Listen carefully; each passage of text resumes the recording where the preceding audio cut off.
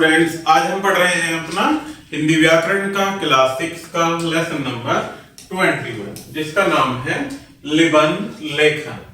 It means निबंध लेखन, जिसका अर्थ होता है प्यारे बच्चों निबंध लेखन अर्थात भली बाती बांधा हुआ। तो आइए देखते हैं। निबंध लेखन एक कला है जिसके द्वारा लेखक अपने विचारों को अपनी भाषा शैली में प्रकट करता है, जिसका अर्थ होता है प्यारे बच्चों भली भांति बंधा हुआ, या अपने विचारों को एक व्यवस्थित रूप में क्रमबद्ध तरीके से एक विषय अर्थात एक निबंध के रूप में लिखना। तो देखते हैं प्यारे बच्चों, निबंध लिखते समय कुछ बातें होती हैं जिन्हें हमें ध्यान रखना चाहिए, जिसमें पहला पॉइंट होता कि निबंध लेखन के लिए सरल, शुद्ध तथा प्रभावशाली भाषा का प्रयोग करना चाहिए। निबंध लिखने से पहले विषय की पूर्ण जानकारी हो। निबंध के प्रत्येक अनुच्छेद का आपस में संबंध होना चाहिए।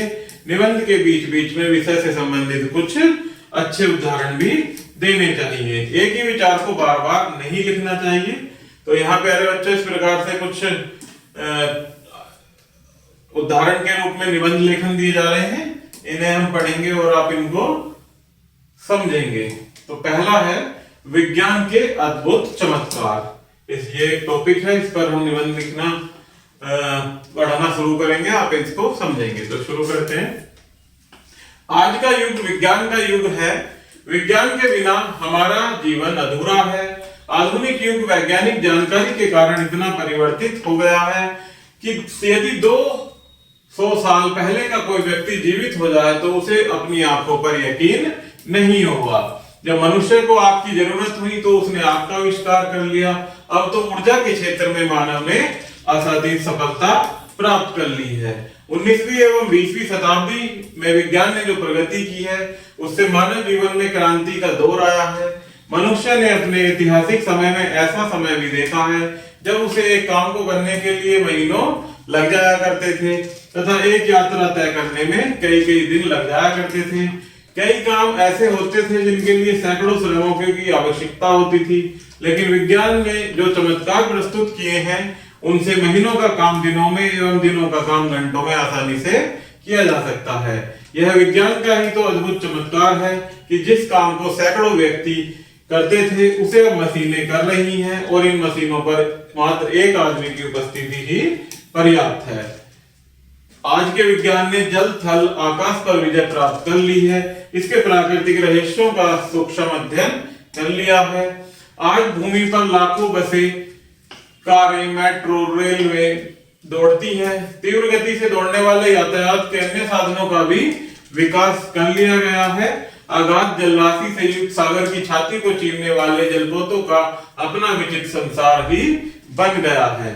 अब यह ऐसे वाहनों का विकास हो गया है जो धरती पर दौड़ते ही है, साथ ही पानी में बर्फ पर भी दौड़ते हैं। आज मानव आकाश में पक्षियों की तरह स्वच्छंद उड़ाने भर रहा है। लड़ाकू विमानों के नए नए नमूने तैयार किए जा चुके हैं। मानव ने आसमान में ऊंची उड़ान भर ली है। चंद्रमा पर मानव का पहुंचना विज्ञान का ही तो चमत्कार है। आज धरती पर चंद्रमा की मिट्टी एक हो चुकी है। यह सारा चमत्कार विज्ञान का ही है।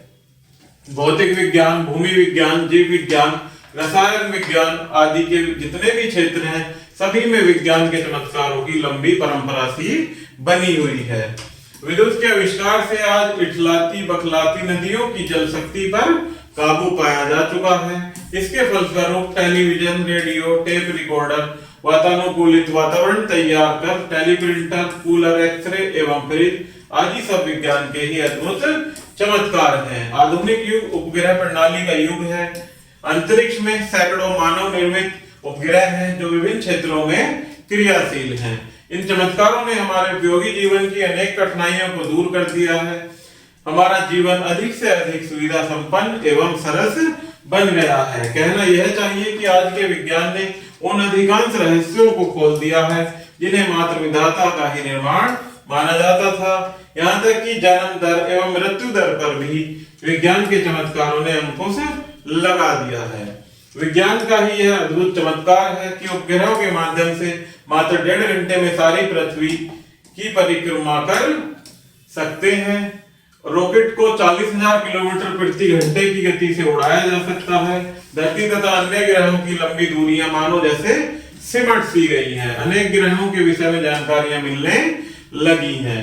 यह विज्ञान के चमत्कारों का ही फल है कि हमें नदियों, पहाड़ों, रेगिस्तानों, सागरों और बर्फीले ध्रुव क्षेत्रों का विस्तृत ज्ञान प्राप्त हो सकता है। आज दुर्गम से दुर्गम स्थान पर भी मनुष्य का पहुंचना सरल हो गया है। तो प्यारे बच्चों, यह सब किसके कारण है? विज्ञान की प्रगति के कारण। विज्ञान के चमत्कारों में ऊर्जा का महत्वपूर्ण तथा प्रमुख स्थान है। ऊर्जा के भंडारों में सबसे बड़ा क्षेत्र सौर ऊर्जा का है। आज के विज्ञान ने सौर ऊर्जा पर भी अपना अधिकार जमा लिया है तथा उसे मानव जीवन उपयोगी बना लिया है। इस क्षेत्र में अनुसंधान जारी है। विज्ञान के ऐसे अद्भुत चमत्कार सामने आने वाले हैं जिनसे सौर ऊर्जा बहुत कम खर्च पर उपलब्ध हो सकेगी। केवल यही नहीं, झंझावात, तूफान, वायु एवं सागर की लहरों से भी ऊर्जा संचित करने का प्रयोग जारी है। विज्ञान के चमत्कारों में अणु शक्ति का अध्ययन तथा मनुष्य के लिए उसकी उपयोगिता स्तुत्य है। विज्ञान का इतिहास प्रदर्शित करता है कि प्रारंभ में अणु शक्ति मात्र विध्वंस की वस्तु मानी जाती थी, लेकिन अब इसका शांतिपूर्ण उपयोग करने का मार्ग निकाल लिया गया है। अणु शक्ति के भूगर्भ में किए जाने वाले विस्फोट संहार ही नहीं करते, बल्कि भूगर्भ के नए रहस्य को भी प्रकट करते हैं। अब हमारा परमाणु शक्ति की दृष्टि से आत्मनिर्भर देश बन चुका है। यह स्पष्ट है कि विज्ञान के चमत्कारों ने अध्ययन, अध्यापन, मुद्रण, औषधि, भवन निर्माण, कृषि, मनोरंजन और युद्ध आदि अनेक क्षेत्रों में प्रगति की है। इस खुशहाली का एक पहलू और भी है, वह यह है कि विज्ञान के चमत्कारों ने हमें अनेक वरदान दिए हैं, तो उसके अभिशापों की भी कमी नहीं है। दुर्घटनाओं में, युद्धों में होने वाले असामयिक मौतों का उत्तरदायित्व भी विज्ञान के चमत्कारों की ही देन है। मशीनों की महिमा बढ़ जाने से हस्तकला का विकास रुक गया है। आज विश्व समाज का अधिकांश भाग रोगग्रस्त तथा बेरोजगार है। यह सब विज्ञान के चमत्कारों का ही परिणाम है। विज्ञान के चमत्कारों का लाभ तभी है जब उसके पीछे लोक मंगल की भावना का विकास हो। नेक्स्ट देखते हैं प्यारे बच्चों, समाचार पत्र। नेक्स्ट टॉपिक है समाचार पत्र। इस पर देखते हैं निबंध। आधुनिक युग में समाचार पत्र मानव जीवन का एक अंश है। समाचार पत्र संचार का एक साधन है जिसके कारण विश्व के किसी भी कोने में होने वाली मुख्य घटना का पता तुरंत विश्व के कोने कोने में चल जाता है। जनता तक समाचार पहुंचने के अनेक साधन हैं, इसमें समाचार पत्र महत्वपूर्ण है। समाचार पत्र कई तरह के होते हैं, जैसे साप्ताहिक समाचार, दैनिक समाचार तथा मासिक समाचार पत्र इत्यादि। वास्तव में दैनिक समाचार पत्र तो गागर में सागर के समान है। कुछ लोग तो प्रातःकाल उठते ही समाचार पत्र पढ़कर यह जानना चाहते हैं कि हमारे संसार, नगर और देश में कहां क्या घटित हुआ है। जिस दिन समाचार पत्र पढ़ने को नहीं मिलता, मालूम पड़ता है कि कहीं कुछ अभाव सा हो रहा है। अपने परिवेश के प्रति जिज्ञासा की तृप्ति का इससे सस्ता व सुलभ अन्य कोई दूसरा साधन नहीं है। वस्तुतः समाचार पत्र ही मनुष्य को सूर्योदय के साथ ही देश विदेश की समस्त घटनाओं की तुरंत सूचना देकर बच्चों के सच्चे अर्थ में सजग बना देता है। समाचार पत्र, समाचार तथा पत्र दो शब्दों के संयोग से मिलकर बना है। इससे ऐसे पत्र से है जो समाचार दे, पर यह व्यक्तिगत पत्र नहीं, यह सार्वजनिक पत्र होता है और सबके लिए होता है। कतिपय सरकारी नियमों के अधीन मुद्रित और प्रकाशित होकर संसार भर के समाचार जनता तक पहुंचने वाला समाचार पत्र कहलाता है। प्राचीन काल में राजकीय आज्ञाओं को महत्वपूर्ण स्थानों पर अंकित किया जाता था या राजकीय कर्मचारी राजा के संदेश को पढ़कर सुनाते थे। आधुनिक युग में मुद्रण यंत्र के आविष्कार के अंतर्गत ही समाचार पत्र का वर्तमान रूप निर्मित हुआ है। समाचार पत्र ज्ञान तथा मनोरंजन प्राप्ति का महत्वपूर्ण और सर्वसुलभ साधन है। भारत में अंग्रेजों के आगमन के साथ समाचार पत्र का प्रचलन हुआ। बंगाल गजट भारत का पहला पत्र माना जा सकता है। यह सन 1780 में प्रकाशित हुआ था। कौन सा हुआ? बंगाल गजट। समाचार पत्र में मुख्य रूप से दैनिक समाचार होते हैं। समाचारों के अलावा इसमें मीडिया के भाव, जीवन उपयोगी वस्तुओं के विज्ञापन, विवाह तथा रोजगार के विज्ञापन, खेल जगत के समाचार, कहानी, कविता, चुटकुलों इत्यादि के रूप में मनोरंजन की सामग्री एवं संपादकीय लेख भी प्रकाशित होते हैं। इनसे समाचार पत्र का महत्व और भी बढ़ जाता है। यह विश्व की घटनाओं की जानकारी तो देता ही है, दैनिक और जीवन उपयोगी वस्तुओं की भी सूचना प्रदान करता है और अपने पाठक के मनोरंजन का भी विशेष ध्यान रखता है। और यह सब कुछ केवल 3, 2 या 5 रुपए में मिल जाता है। वर्तमान युग में कई प्रकार के समाचार पत्र प्रकाशित हो रहे हैं। समावधि के आधार पर दैनिक, साप्ताहिक, पाक्षिक, मासिक इत्यादि समाचार पत्र के भेद हैं। इनमें दैनिक समाचार पत्र सर्वाधिक महत्वपूर्ण होते हैं। दैनिक समाचार पत्रों द्वारा उसी दिन संसार की घटनाओं को प्रकाशित करके पाठकों तक पहुंचा दिया जाता है। इनमें समाचारों की प्रमुखता रहती है। स्थानीय, प्रांतीय, राष्ट्रीय एवं अंतरराष्ट्रीय सभी प्रकार के समाचार दैनिक पत्रों में ही प्रकाशित होते हैं। पत्र पत्रिकाओं का उद्देश्य इनसे थोड़ा भिन्न रहता है। साप्ताहिक, पाक्षिक, मासिक पत्रों में समाचारों के साथ साथ समाचारों की आलोचना, प्रत्यालोचना भी प्रस्तुत की जाती है। दिनमान, रविवार आदि हिंदी के इसी प्रकार के साप्ताहिक पत्र हैं। पाक्षिक तथा मासिक पत्रों में समाचार कम होते हैं और कहानी, कविता, निबंध, राजनीतिक टिप्पणियां, लेख, आलोचना इत्यादि को अधिक महत्व दिया जाता है। पाक्षिक, मासिक पत्रिकाओं को साहित्य, सिनेमा और क्रीड़ा जगत से संबंधित पत्र पत्रिकाओं की प्रधानता होती है। व्यवसाय, शिक्षा, रोजगार आदि विषयों को लेकर विभिन्न भाषाओं में अनेक पत्र पत्रिकाएं प्रकाशित होती हैं। दैनिक पत्र इनमें इसलिए महत्वपूर्ण होते हैं कि उनमें मुख्य रूप से प्रतिदिन घटित होने वाली घटनाओं के समाचार प्रकाशित होते हैं। समाचार पत्र छपने की भी अपनी एक अद्भुत कहानी है। देश विदेश से संवाददाता तथा समाचार एजेंसियां आदि समाचार पत्र कार्यालयों में समाचार भेजते हैं। ये समाचार डाक, तार, दूरभाष तथा टेलीप्रिंटर से कार्यालय में पहुंचते हैं।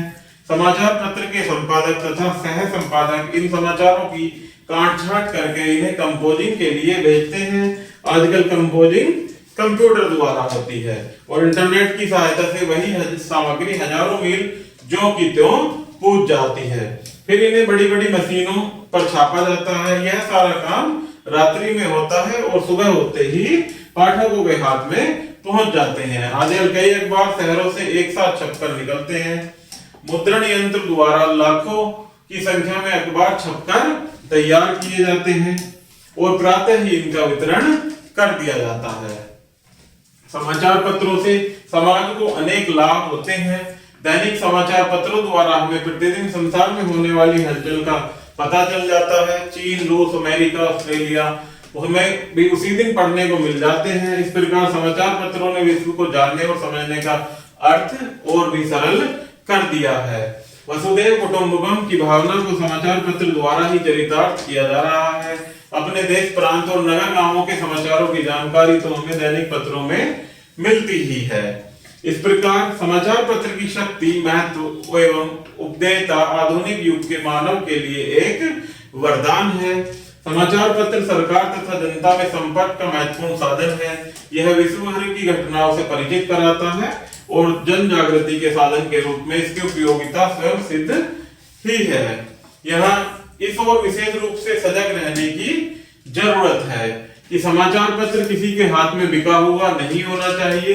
यदि समाचार पत्र का संपादक अपने उत्तरदायित्व को ध्यान में रखकर सरकार या किसी पूंजीपति के हाथ में बिक जाता है तो उसके समाचार पत्र से निष्पक्ष घटनाओं तथा आलोचनाओं की उम्मीद नहीं की जा सकती। ऐसी व्यवस्था समाचार पत्र समाज के लिए हानिकारक भी हो सकता है। अतः समाचार पत्र के संपादकों को अपने कर्तव्य के प्रति जागरूक रहना चाहिए तथा समाचारों को जनता के सामने उचित ढंग से रखना चाहिए। कहा गया है, खींचो न कमानों को न तलवार निकालो, जब तोप मुताबिक हो तो अखबार निकालो। नेक्स्ट टॉपिक देखते हैं प्यारे बच्चों, आदर्श विद्यार्थी। एक आदर्श विद्यार्थी के जीवन पर निबंध कैसे लिखा जाता है तो आइएगा समझते हैं। विद्यार्थी शब्द का अर्थ, शाब्दिक अर्थ है विद्यार्थी की अर्थी, अर्थात विद्यार्थी चाह रखने वाला। विद्यार्थी अर्थात विद्या की चाह रखने वाला। यह दो शब्दों से मिलकर बना है, विद्या प्लस अर्थी, मतलब विद्यार्थी। बच्चा विद्यार्थी जीवन में जो ज्ञान और अनुभव प्राप्त कर लेता है उसी के आधार पर उसके भविष्य का निर्माण होता है। विद्यार्थी जीवन में बाल मन पर जैसे संस्कार पड़ जाते हैं, उसका वैसा ही रूप ले लेता है।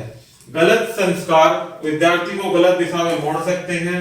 आज का विद्यार्थी कल का भविष्य बनेगा और देश की उन्नति में अपना योगदान देगा। आदर्श विद्यार्थी में अनुशासन, परिश्रमशीलता, आज्ञाकारिता, शिष्टाचार इत्यादि सभी गुणों के अनिवार्य हैं। आदर्श विद्यार्थी में इन गुणों के साथ साथ उसका स्वस्थ होना भी परम आवश्यक है। शरीर स्वस्थ होने से उसका मस्तिष्क भी स्वस्थ रहता है। आज के आदर्श विद्यार्थी को संसार में अपनी जगह बनाने के लिए विश्व बंधुत्व की भावना का विकास भी करना चाहिए। विद्यार्थी जीवन मानव जीवन का महत्वपूर्ण भाग होता है। इस समय विद्यार्थी बिना किसी चिंता के विद्या ग्रहण करने के साथ साथ अन्य क्रियात्मक क्रियाविधियां भी सीखते हैं जो उसके भविष्य में काम आती हैं। आज आधुनिक मशीन के तकनीक के कारण विद्यार्थी को सीखने के अधिक अवसर प्राप्त हो रहे हैं। कंप्यूटर, मोबाइल, इंटरनेट, ईमेल आदि सुविधाओं से क्षण भर में विद्यार्थी अपने संदेहों को दूर करके ज्ञान प्राप्त कर लेता है, किंतु इन अत्याधुनिक संसाधनों का गलत प्रयोग विद्यार्थी को उसकी राह से हटा सकता है। परंतु बच्चों का यह परम कर्तव्य है कि अनुशासन, विनम्रता, सद्व्यवहार एवं शिष्टाचार को अपने आदर्श जीवन में शामिल करें। आज का आदर्श विद्यार्थी ही कल देश का भविष्य निर्माण करेगा और देश की उन्नति के पथ पर ले जाएगा। देश की सामाजिक, आर्थिक, राजनीतिक, साहित्यिक एवं वैज्ञानिक इत्यादि सभी दिशाओं में जानकारी के लिए ही विद्यार्थी को अध्ययन पर विशेष बल देना चाहिए। किसी भी देश के उत्थान पतन में विद्यार्थी वर्ग का सबसे अधिक महत्वपूर्ण योगदान होता है। यदि सद्बुद्धि एवं एकाग्रचित्ता से कार्य करें तो देश उन्नति के पथ पर अग्रसर होगा। प्रत्येक विद्यार्थी को विवेक एवं बुद्धि का प्रयोग करते हुए यह बात हमेशा ध्यान रखनी चाहिए कि उसके कार्यों से देश को किसी प्रकार की हानि न पहुंचे। अतः विद्यार्थी जीवन की महत्ता को समझते हुए अपने समय का सदुपयोग करना चाहिए, जिससे व्यक्ति, समाज और देश हित का हित हो सके। नेक्स्ट टॉपिक है प्यारे बच्चों जवाहरलाल नेहरू। इन पर निबंध है, इसको हम समझेंगे। आइए शुरू करते हैं। पंडित जवाहरलाल नेहरू का जन्म इलाहाबाद में 14 नवंबर 1879 को हुआ था। उनके पिता का नाम मोतीलाल नेहरू था तथा माता का नाम श्रीमती स्वरूप रानी नेहरू था। उनके पिता बहुत ही प्रसिद्ध वकील थे। वह मोतीलाल नेहरू के इकलौते पुत्र थे। इनके अलावा मोतीलाल नेहरू की 3 पुत्रियां थी। जवाहरलाल नेहरू की प्रारंभिक शिक्षा घर पर ही हुई। इसके बाद उन्होंने दुनिया के कुछ बेहतरीन स्कूलों और विश्वविद्यालयों में शिक्षा प्राप्त की। जवाहरलाल नेहरू ने स्कूली शिक्षा हैरो से तथा कॉलेज की शिक्षा ट्रिनिटी कॉलेज लंदन से प्राप्त की थी। इसके बाद उन्होंने कैम्ब्रिज विश्वविद्यालय से वकालत की डिग्री हासिल की। 1912 में वह भारत लौटे और वकालत शुरू की। फिर 1916 में कमला नेहरू के साथ उनका विवाह हुआ। राजनीति में उनकी असली दीक्षा 2 साल बाद 1919 में हुई। वे महात्मा गांधी के संपर्क में आए। वे अपने देशवासियों की बुरी दशा देखकर बहुत ही दुखी हुए। अंग्रेजों की गुलामी को वे सहन करने में असमर्थ रहे और स्वतंत्रता आंदोलन में कूद पड़े। कई बार कांग्रेस के सभापति बने। लंबी लंबी जेल की सजा काटनी पड़ी। जब वे जेल में थे तब इनकी पत्नी कमला नेहरू का स्वर्गवास हो गया था। 26 जनवरी 1930 में नेहरू जी ने घोषणा की कि हमें पूर्ण स्वराज्य चाहिए। संघर्ष करते करते हमारा देश 15 अगस्त 1947 को स्वतंत्र हुआ। तो जवाहरलाल नेहरू स्वतंत्र भारत के पहले प्रधानमंत्री बने। तब से लेकर 1964 में मृत्यु के समय तक वे भारत के प्रधानमंत्री रहे। तो प्यारे बच्चों, इस प्रकार से हमारे भारत के स्वतंत्र भारत के पहले प्रधानमंत्री कौन थे? पंडित जवाहरलाल नेहरू। आजादी के बाद भारत की उन्नति और देशवासियों की दशा सुधारने के लिए जवाहरलाल नेहरू जी ने खेती, उद्योग धंधे, शिक्षा, विज्ञान और सभी क्षेत्रों में उन्नति की। नई योजनाएं शुरू की। सरदार पटेल के सहयोग से कई समस्याओं को सुलझाया। उन्होंने ऐसी विदेश नीति अपनाई कि विश्व के सभी देशों से हमारी मित्रता रहे और सभी से सहयोग मिल सके। साथ ही उन्होंने दुनिया के पिछड़े वर्ग को एक साथ लेकर एक ऐसा संगठन बनाया कि वे बड़े बड़े देशों के हथियारबंदी झगड़ों से अलग रहकर शांति के लिए काम करें। उनके द्वारा आरंभ किया गया यह संगठन आज भी गुट निरपेक्ष आंदोलन के नाम से प्रसिद्ध है। और संसार के 100 से अधिक देश इसके सदस्य हैं। नेहरू जी शांति प्रेमी थे और विश्व में शांति बनाए रखने के लिए उन्होंने बहुत काम किए, इसलिए वे शांति दूत के नाम से भी प्रसिद्ध थे। नेहरू जी विद्वान, दूरदर्शी और लोकप्रिय नेता थे। इसके साथ साथ वे बहुत से अच्छे लेखक भी थे।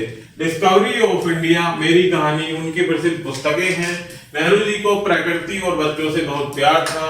उनको बच्चे प्यार से नेहरू चाचा कहते थे। उनका जन्मदिन आज भी बाल दिवस के रूप में पूरे भारतवर्ष में मनाया जाता है।